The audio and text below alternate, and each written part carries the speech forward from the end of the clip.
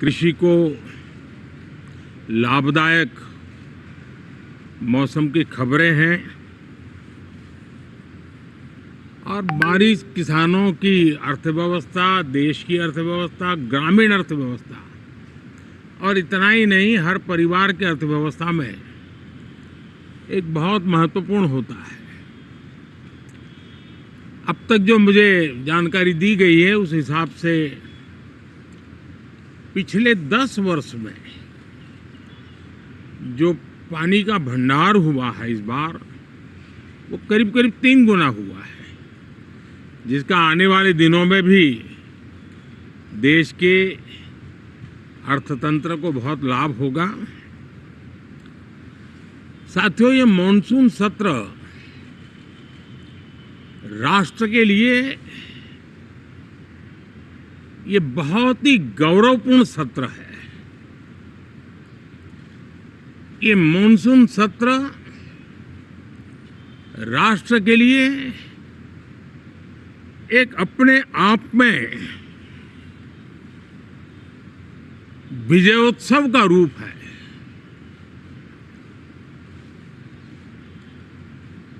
और जब मैं कहता हूं कि सत्र राष्ट्र गौरव और विजयोत्सव का सत्र है, तो सबसे पहले तो मैं पहली बार इंटरनेशनल स्पेस स्टेशन पर भारत का तिरंगा झंडा वहां लहराना, ये हर देशवासी के लिए गौरव की पल है। देश में साइंस टेक्नोलॉजी के प्रति, इनोवेशन के प्रति नया उमंग और उत्साह भरने वाली ये सफल यात्रा रही है। और पूरे संसद, लोकसभा राज्यसभा दोनों सदन देशवासी जिस गौरव का अनुभव कर रहे हैं उसमें एक स्वर से जुड़ेंगे, एक स्वर से इसका यशगान होगा। जो भारत को अंतरिक्ष में नई ऊंचाइयां पर पहुंचाने वाले जो भावी कार्यक्रम हैं, उनके लिए भी प्रेरक बनेगा, प्रोत्साहक बनेगा। साथियों, ये मॉनसून सत्र एक विजयोत्सव है। पूरी दुनिया ने भारत की सैन्य शक्ति का, भारत के सैन्य के सामर्थ्य का रूप देखा है। ऑपरेशन सिंदूर में भारत की सेना ने जो लक्ष्य निर्धारित किया था 100% अचीव किया। आतंकियों के आकाओं के घर में जाकर के 22 मिनट के भीतर भीतर ऑपरेशन सिंदूर के तहत उसको जमींदोज कर दिया गया। और मैंने बिहार की एक कार्यक्रम में इसकी घोषणा की थी, जो हमारी सैन्य शक्ति ने बहुत ही कम समय में सिद्ध करके दिखा दिया। और इसमें मेड इन इंडिया सैन्य शक्ति का ये नया स्वरूप, इस पर भी दुनिया बहुत आकर्षित हुई है। इन दिनों विश्व के जिन जिन लोगों से मिलना होता है तो भारत के इस मेड इन इंडिया जो औजार तैयार हो रहे हैं उसके प्रति दुनिया का आकर्षण बढ़ रहा है। मुझे विश्वास है कि जब सदन इस विजयोत्सव को एक स्वर में विजय के भाव से इस सत्र के दरमियान उन ओजस्वी तेजस्वी भावनाओं को प्रकट करेगा तो भारत की सैन्य शक्ति को बल मिलेगा, प्रोत्साहन मिलेगा, देशवासियों को प्रेरणा मिलेगी और सैन्य क्षेत्र में जो रिसर्च, इनोवेशन और मैन्युफैक्चरिंग हो रहे हैं, made in India defence equipment बन रहे हैं, उसको भी एक बल मिलेगा और जो भारत के नौजवानों के लिए नए रोजगार के अवसर पैदा करेगा। साथियों,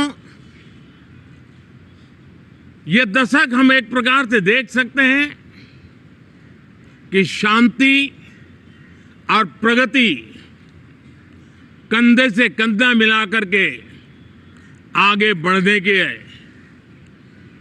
कदम कदम पर प्रगति के एहसास करते रहे हैं। देश कई प्रकार की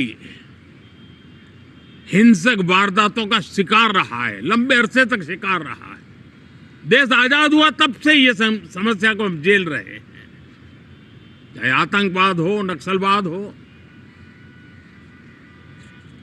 कोई प्रारंभ में शुरू हुआ होगा, कोई बाद में शुरू हुआ होगा, लेकिन आज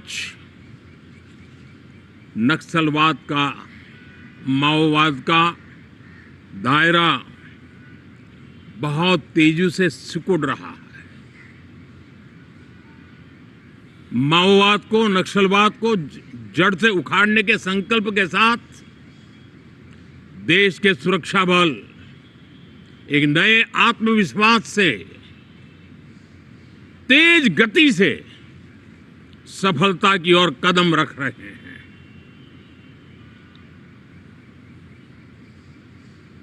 और मैं गर्व से कह सकता हूं,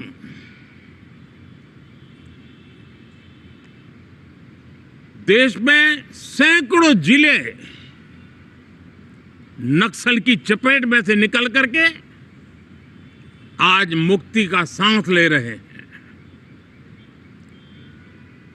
हमें गर्व है कि बम, बंदूक और पिस्तौल के सामने हमारा देश का संविधान जीत रहा है, हमारे देश का संविधान विजयी हो रहा है। देश के उज्जवल भविष्य के लिए साफ दिख रहा है कि कल तक जो रेड कॉरिडोर थे वो आज ग्रीन ग्रोथ जोन में परिवर्तित होते नजर आ रहे हैं। साथियों, एक के बाद ऐसी घटनाएं देशभक्ति के लिए, देश की भलाई के लिए संसद में पहुंचे हुए हर माननीय सांसद के लिए गौरव का पल है। और संसद के इस सत्र में ये गौरव गान पूरा देश सुनेगा, हर सांसद से सुनेगा, हर दल से सुनेगा। आर्थिक क्षेत्र में भी जब 2014 में आप सबने हमें जिम्मेवारी दी, देश फ्रेजाइल 5 की अवस्था से गुजर रहा था। 2014 के पहले वैश्विक अर्थव्यवस्था में हम 10वें नंबर पर थे और आज भारत तेज गति से दुनिया की तीसरे नंबर की अर्थव्यवस्था बनने की दिशा में आगे बढ़ रहा है, दरवाजे पर दस्तक दे रहा है। इन दिनों 25 करोड़ गरीबों का गरीबी से बाहर निकलना जिसको विश्व की अनेक संस्थाएं सराहना कर रही है। देश में एक जमाना था 2014 के पहले, जब महंगाई का दर, इन्फ्लेशन रेट डबल डिजिट में हुआ करता था। आज 2% के आसपास आकर के देश के सामान्य मानवी के जीवन में राहत बन गया है, सुविधा बन गया है। लो इन्फ्लेशन के सामने हाई ग्रोथ एक अच्छे विकास यात्रा की दिशा है। साथियों, डिजिटल इंडिया, यूपीआई आज भारत के एक नए सामर्थ्य को दुनिया देख रही है, पहचान रही है, और ज्यादातर देश में उसके प्रति एक आकर्षण पैदा हो रहा है। यूपीआई ने फिनटेक की दुनिया में अपने एक नाम कमाया है। रियल टाइम डिजिटल ट्रांजैक्शन दुनिया में सबसे ज्यादा हो रहे हैं। दुनिया में जितने हो रहे हैं, अकेले भारत में उससे ज्यादा हो रहे हैं। साथियों, पिछले दिनों इंटरनेशनल लेबर ऑर्गेनाइजेशन का एक वैश्विक समागम था और उसमें भारत ने बहुत बड़ी ऊंचाई प्राप्त की है। आईएलओ का कहना है कि 90 करोड़ से ज्यादा लोग भारत में अब सोशल सिक्योरिटी के दायरे में हैं। ये अपने आप में एक बहुत बड़ा अचीवमेंट है। उसी प्रकार से वैश्विक संस्था WHO ने ये कहा है कि भारत अब आंख की जो बीमारी आमतौर पर बारिश के सीजन में ज़्यादा देखी जाती थी, ट्रैकोमा, अब भारत को WHO ने ट्रैकोमा फ्री घोषित किया है। तो आरोग्य के क्षेत्र में भी ये अपने आप में एक महत्वपूर्ण भारत के लिए सिद्धि है। साथियों, पहलगाम की क्रूर अत्याचार, नरसंहार, पूरी दुनिया चौंक उठी थी। आतंकवादी और आतंकवादी के आके दुनिया का ध्यान उनकी तरफ केंद्रित हुआ था और उस समय दल हित छोड़ करके देश हित में हमारे ज्यादातर दलों के प्रतिनिधि, ज्यादातर राज्यों के प्रतिनिधि विश्व भ्रमण किया, दुनिया के अनेक देशों में गए और एक स्वर से दुनिया के सामने आतंकवादियों का आका पाकिस्तान को बेनकाब करने का एक बहुत सफल अभियान चलाया। मैं आज राष्ट्रहित में किए गए इस महत्वपूर्ण कार्य के लिए उन सभी सांसदों की सराहना करना चाहता हूं, सभी दलों की सराहना करना चाहता हूं, और उसने देश में एक सकारात्मक वातावरण पैदा किया। विश्व ने भारत की बात को स्वीकार करने की दिशा में अपने मन के द्वार खोले और इसके लिए ये हमारे सांसदगण, हमारे राजनीतिक दल सराहना करने के मेरे लिए सौभाग्य है। साथियों, हम जानते हैं कि इस ये स्पिरिट, एक स्वर, एक एकता का वातावरण देश को कितना उत्साह से भर देता है। विजयोत्सव का ये पर्व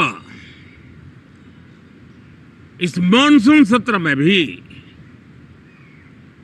उसी भाव से प्रकट होगा।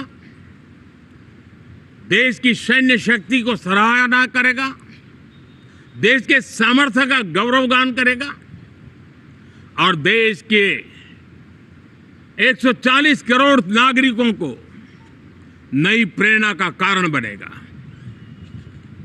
मुझे विश्वास है कि हम सब मिलकर के डिफेंस के क्षेत्र में आत्मनिर्भर होने के इन प्रयासों को बल दें, सेना के सामर्थ्य की सराहना करें। और मैं आज देशवासियों के सामने जरूर कहूंगा और देश के राजनीतिक दलों से भी कहूंगा कि देश ने एकता की ताकत देखी है, एक स्वर का सामर्थ्य क्या होता है देखा है। तो सदन में से भी सभी माननीय सांसद उसको बल दें, उसको आगे बढ़ाएं। और मैं जरूर कहूंगा, राजनीतिक दल अलग अलग हैं, हर एक का अपना एक एजेंडा है, अपनी एक भूमिका है, लेकिन मैं इस वास्तविकता को स्वीकार करता हूं कि दल हित में मत भले न मिले, लेकिन देश हित में मन जरूर मिले। इसी एक भावना के साथ इस मॉनसून सत्र से देश के विकास यात्रा को बल देने वाले, देश की प्रगति को बल देने वाले, देश के नागरिकों को सामर्थ्य देने वाले अनेक विधेयक प्रस्तावित हैं। सदन विस्तृत चर्चा करके उसको भी पारित करेगा। मेरी सभी माननीय सांसदों से उत्तम डिबेट चलाने के लिए शुभकामनाएं हैं। बहुत बहुत धन्यवाद।